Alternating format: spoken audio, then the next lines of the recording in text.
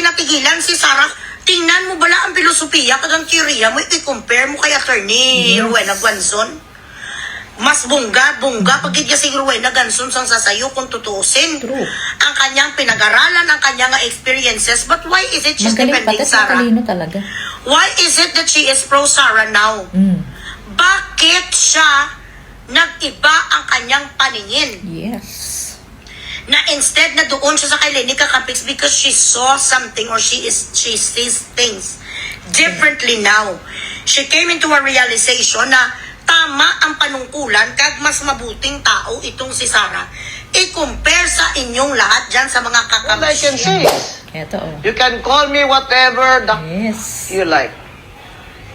Sara Duterte ako sa 2020. So may legacy yan. Unsa pa daw yung legacy? Sa tatay niya, martial law, never forget. Dito. Never forget the maleta. I already said she's the woman to beat. Kahit sino kandidato nila dyan. Ay, yung problema lang, makadayain. Yun na nga. Kaya sabi ko sa inyo, Yun ang pinag-aalala din ito. may Diyos ang kalibutan. Yun Sabagay. yung tanang ginahimo ni Marcos sa aton. May hangganan din ito. Yes. Malapit na. Kung si Digong pa, they will have their comeuppance. Attorney, naging critic ka ba ni Digong? No, in fact, I did not disqualify him. True, totoo. How can I criticize him? We were mayors together. Why will I criticize Digong? I like his style. I Yes. think we have similar style. True. I'm just prettier. If you compare the I think that's why he liked me. True. I think he's very lonely. You know, I explained this to Lorraine Badoy na that is when I turned. Yes, totoo. During totoo. yung impeachment nila against Sarah, hindi pa ako masyadong emotional noon. No, nakita ko si Kitty. When they captured Digong, and Kitty Yes. was so helpless. Bata. And Digong just wanted her to go para hindi na siya True. Totoo ma-humiliate yan. doon. Doon talaga yan nagyaw-yaw na. That's when I turned. Grabe nang himo nila kay Digong. Pwede lang man nila dire preso si Digong ba? Nga ay dito nila ipapreso. So ayun na nga, dahil nag-declare na talaga to ng harapan at nagkaharap na talaga to si Atty. Rowena Guanzon sa kahit si BP Sara. Siya talaga ngayon ang binabakbakan ng mga dati niyang kasama, yung mga yellows, yung mga kakamping. Na yun nga, sinasabi niya dito, kahit ano, tawagin niyo na ako ng kahit ano, kung anong gusto niyong itawag sa akin. Basta't ang presidente ko sa 2028 ay si Inday Sara. O, di ba? Tapos yun nga, sinasabi din dito ni Iloy na nakita nyo si Atty. Rowena Guanzon kung ano-anong sinasabi niyo, pero kung titignan naman siya talaga yung sa pinag-aralan, sa pagkatao, sa galing, wala kang masasabi, nasa kanya na talaga lahat. Saka, yun nga sinasabi rin niya na hindi ako naging kritiko ni PRRD. Totoo naman hindi talaga sila nag-away man lang o nagbardagulan ni PRRD. Hindi, walang ganun. Lalo na kay BP Sara. Kasi nga, sabi niya, paano yun? Halos parehas nga kami ng style. Tumatawa pa nga na mas maganda lang daw yun sa kanya, parang ganun. Totoo yun. Tapos ito nga yung sinasabi niya na yung interview niya kay Attorney Lorraine Badoy kung bakit siya na bumaliktad kasi nga nung yung impeachment talaga ni BP Sara sinasabi, hindi pa siya ganyan ka hindi pa siya sabi nga niya, hindi pa siya ganun ka hysterical doon na sinasabi, basta nagsasalita lang siya na hindi siya pabor, parang ganun lang, pero yung ganyan na grabe talaga yung pagtanggol niya ngayon na nag-out na talaga siya, hindi pa siya ganyan before. Pero na makita nga niya yung ginawa kay PRRD na talagang kawawa naman si Kitty, doon talaga nagyaw-yaw na to. Parang sumobra naman na kasi. Yun, yung naging niya. Doon talaga siya nag-out na ay, mali na talaga to. Sinuportahan na niya si BP Sara. Binakbakan na niya yung mga, si Martin Romualdez. Talagang tuloy-tuloy na hanggang ngayon. At saka, naman to, alam mo ko, di ba't dilaw siya? Kung hindi totoo yung mga pinagsasabi nito at hindi nakaka-relate yung mga tao, hindi naman ito mapapansin wala. Magaling talaga siya matapang. Sak may paninindigan. Yun talaga yung nagpasikat sa kanya, yung pagkatao niya, yung galing niya. Kaya nakakatawa talaga to si Atty. Rowena Guanzon. All I can say is, Eto pa. you can call me whatever the you like. Yes, kasi binabakbakan siya ng mga Sara yellow at Duterte pink ako sa 2020. Nag-usap na po kayo ni VP. Hindi pa. Hindi pa, nagkumustahan pa lang. Iba nga, tatakbo vice president, siya presidente, hindi rin niya alam Ayan di ba?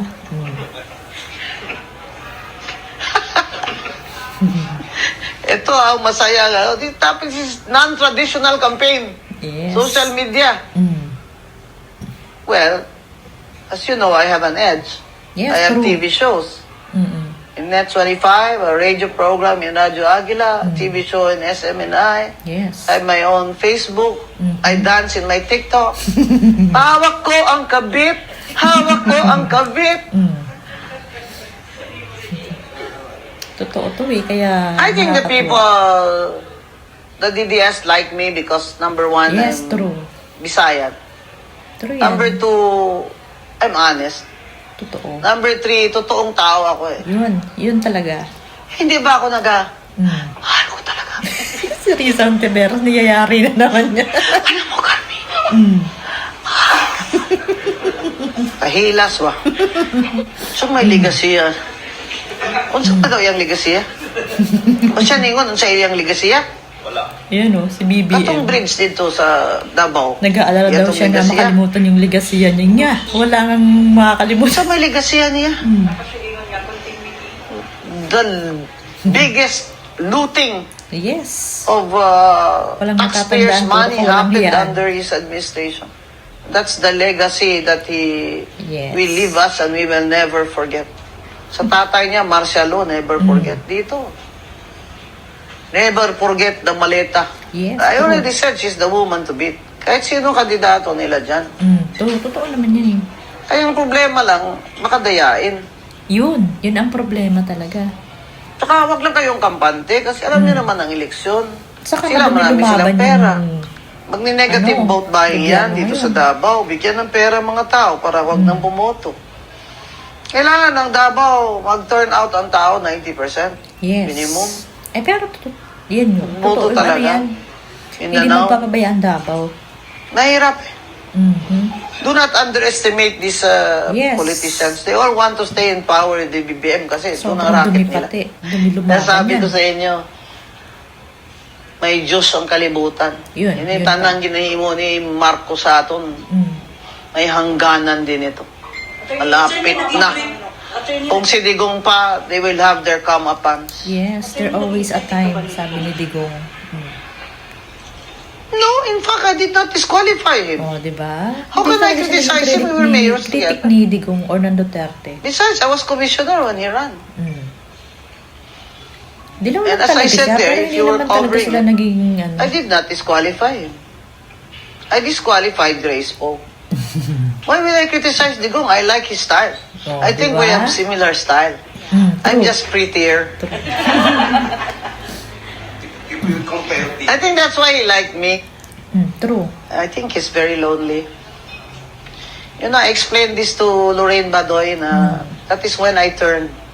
During Ito, in impeachment nila against Sarah, hindi pa ako masyadong emotional noon. Ayun, emotional. Nung nakita ko si Kitty, when they captured Digong, and Kitty was so helpless, bata.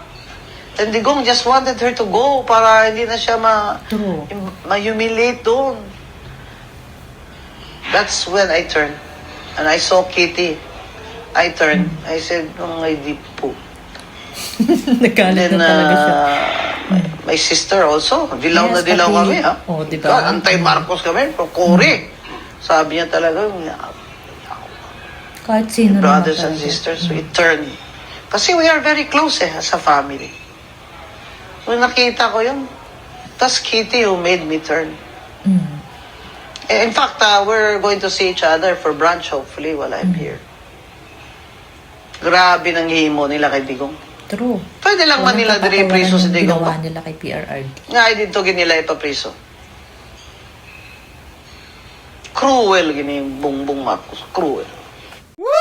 So ayun, grabe no, talaga namang talagang ang dami ng mga trolls saka bumibira dito kay Attorney Rowena Guanzon. Kaya sabi kahit yung iba na katulad nga nung mga sinasabi niya, yung mga nagsasamok-samok daw doon sa gilid doon sa Davao na bakit sinasabing siya daw dilaw, ay bakit daw Sara. Actually, hindi nyo naman mabuti nga dapat ikatawa nyo na lang. Kita ngayon, kita ng mga nakasubaybay sa kanya kung paano siya bumaliktad, kung paano niya kung paano niya talagang pinagtanggol at minamahal ngayon si BP Sara. At ngayon, sinasabi niya na, hindi naman talaga, di ba may nagtanong nga sa kanya, ma'am, naging critics po ba kayo ni Digong? Hindi, talagang hindi. Kasi hindi naman siya, before naman kasi nung time ni PRRD, nasa COMELEC siya, hindi naman siya kasi pwedeng mag-criticize sa mga dilaw siya, oo, pero, hindi naman siya pwedeng magsalita. Katulad ngayon, ibang-iba ngayon, kaya hindi siya ganyan. Parang, oo, dilaw lang ako na nagsasalita rin, kampi sa mga kakampi niya ng mga dilaw din, pero hindi siya yung nakipagbardagulan na criticize na si Digong or sino sa mga Duterte, lalo na si BP Sara.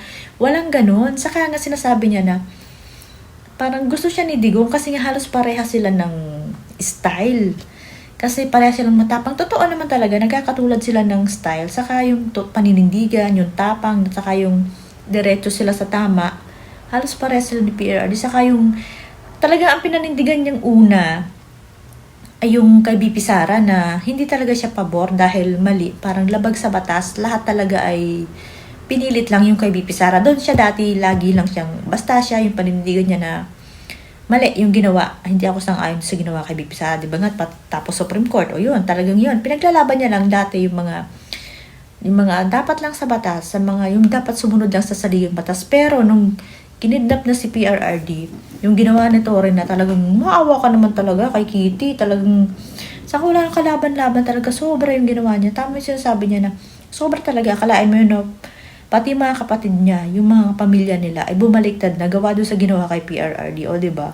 Kung talagang may puso ka kasi, hindi naman ganun talaga kasama yung ginawa. Hindi perfecto, pero hindi ganun kasama yung ginawa yung taong yun. Tapos gaganunin yun na pwede naman sa Pilipinas na lang. Talagang sa pilitan eh. Yun, talagang dire-diretso na siya, nag-out na siya ngayon. Pati picture nila ni PRRD, pinopost na niya, may picture sila na magkasama nung pareha silang mayor.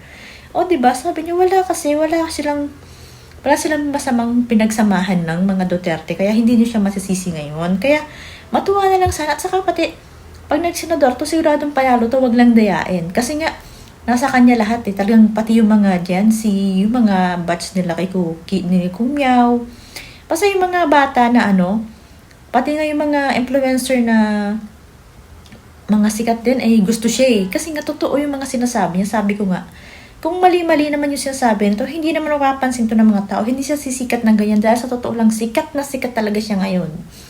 Ang ganda kasi, tama-tama yung mga sinasabi niya.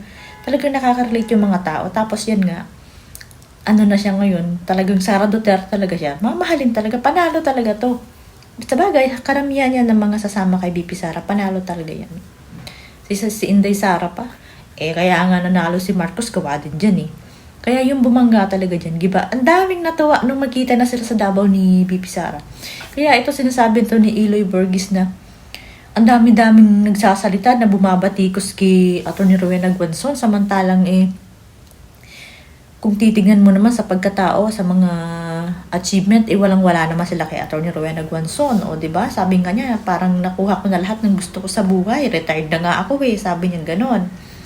Tapos nga, siya talaga binabakbakan kasi nga tama yung sinasabi na dapat sa mga dilaw to or kay Lenny, kung sino man yung sa mga dilaw. Lalo na kay Risa Hontiveros, dapat to kasi yun yung nag-claim na dilaw siya, pinklawan din siya, di ba? O kakamping, di ba? Ganyan. Talagang hate na hate niya. Hate na hate niya lagi. Kasi parang kasing gago yung ginagawa, hindi na natuto. Kung ano-ano na naman ang ginagawa nila, yun, wala. Tatak ng dilaw yun eh. Hindi nila alam na sukan-sukan na yung mga tao sa ganung style. O, diba? Kita mo yan, sa halip na doon siya sa mga talagang hindi. Pinapanindigan niya na kahit anong sabihin nyo sa akin, kahit anong gusto nyo, bahala kayo dyan, basta't ako, kay BP Sara ako. O, diba? Galing.